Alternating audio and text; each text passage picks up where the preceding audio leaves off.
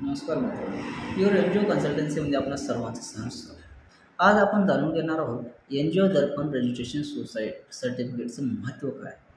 ज्या प्रकारे एखादी संस्था असेल, ट्रस्ट असेल, अशा सर्वांना सामाजिक कार्य करावायचे असतात. त्यासाठी त्यांना एक मोठ्या प्रमाणात निधीची डोनेशनची आवश्यकता असते.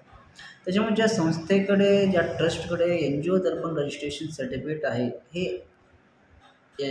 डोनेशन स्वीकारण्यासाठी पात्र असतात. अशा संस्था, असे ट्रस्ट.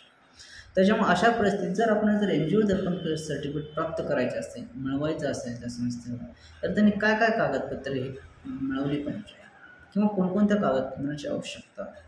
तर सर्वप्रथम म्हणजे एन जी ओ दर्पण रजिस्ट्रेशन सर्टिफिकेट प्रोसेस करण्यासाठी, नोंदणी करण्यासाठी त्या सोसायटीचं रजिस्ट्रेशन सर्टिफिकेट पाहिजे. त्यानंतर त्या सोसायटीचं पॅन कार्ड, त्यानंतर ऑफिस ॲड्रेस, त्यानंतर 3 मेंबरचे आधार कार्ड, पॅन कार्ड, ईमेल आणि मोबाईल.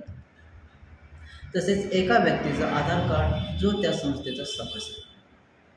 अजून एक वेळेस माहिती आपल्याला सांगतो. एन जी ओ दर्पण रजिस्ट्रेशन करण्यासाठी त्या संस्थेला, संबंधित संस्थेला, त्या ठिकाणी त्या संस्थेचं रजिस्ट्रेशन सर्टिफिकेट, त्यानंतर सोसायटीचं पॅन कार्ड, त्यानंतर ऑफिस ॲड्रेस, त्यानंतर 3 सदस्यांचे आधार कार्ड, पॅन कार्ड, ईमेल आणि मोबाईल नंबर, त्यानंतर एक व्यक्ती ज्याचा आधार कार्ड जो त्या संस्थेचा सभासद.